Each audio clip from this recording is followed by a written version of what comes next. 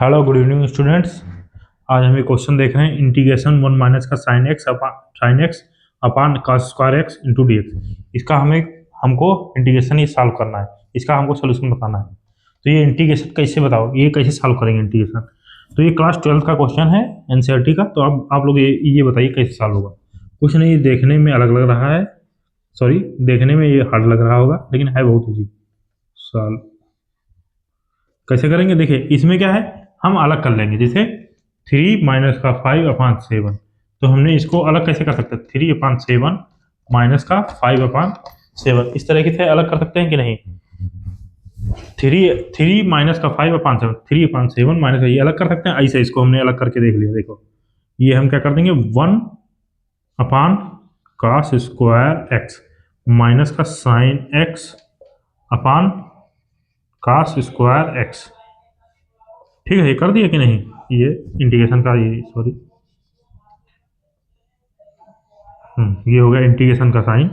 ठीक है, अरे यार ये हो गया इंटीग्रेशन का साइन और हो गया dx। ठीक है, 1 upon cos square x, integration cos square x को अगर हम ऊपर ले जाएं तो क्या हो जाएगा, सेक स्क्वायर एक्स हो जाएगा कि नहीं। अरे कॉस एक्स का उल्टा क्या होता है, कॉस एक्स का उल्टा क्या होता है, 1 अपान सेक एक्स होता है कि नहीं। तो 1 अपान कॉस एक्स को हम क्या लिख सकते हैं, सेक एक्स लिख सकते हैं कि नहीं।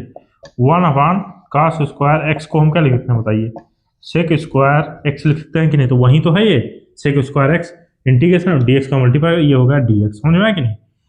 माइनस साइन एक्स और ये हो गया, देखिए sine x upon cos square x. देखिए ध्यान से देखिए, इसकी कैसे कन्वर्ट करेंगे, sine x cos x into cos x, ऐसे लिख सकते हैं। सॉरी इसको मिटा दो, इसको मिटा दो, इसका कोई काम नहीं है अभी।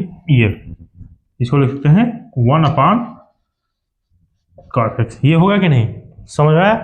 देखिए सेक स्क्वायर एक्स का इंटीग्रेशन पहले बाद में सॉल्व करते हैं, पहले सबको एक बार लिख लेते हैं। Sec square x into d x, sine x upon cos x क्या होता है, टेन एक्स, आप लोगों ने पढ़ा होगा, ये होता है टेन एक्स, सॉरी ये होता है हमारा टेन एक्स।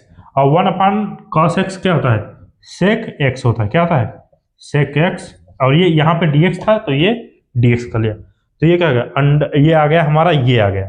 अब देखिए इसको हम लिख लेते हैं यहाँ पे, इस चीज को, ये स्टेप जो है इसको हम यहाँ पे लिख लेते हैं। देखिए ये है क्या, integration sec square x dx minus का इंटीग्रेशन क्या है, tan x and sec x dx।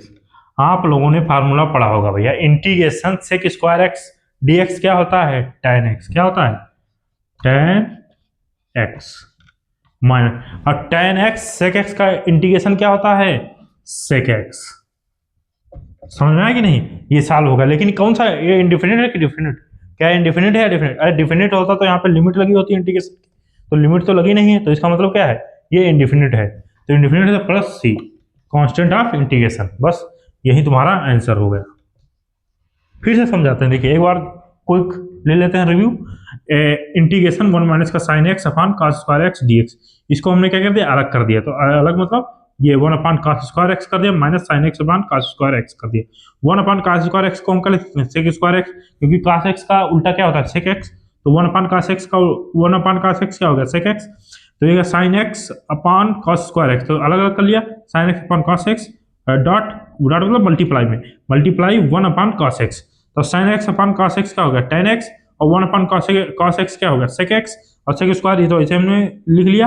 अब ये अगला स्टेप यहाँ पे है, integration sec square x dx, tan x sec x dx। Sec square x का इंटीग्रेशन क्या होता है, टेन एक्स, और टेन एक्स सेक एक्स का इंटीग्रेशन क्या होता है, सेक एक्स। तो ये हमारा आंसर आ गया। तो ऐसे ही हम छोटे छोटे क्वेश्चन इसी यूट्यूब चैनल पे हम यहाँ पे अपलोड कर दिया करेंगे अपने क्लास 12 और क्लास 11 के। अब आप लोग बताइए कि अगला कॉन्सेप्ट कौन सा पढ़ना चाह रहे हैं। ठीक है बच्चों, तो चैनल को सब्सक्राइब जरूर कर लीजिए ताकि आपको ऐसे नए क्वेश्चनों की अपडेट मिलती रहे। थैंक यू बच्चों।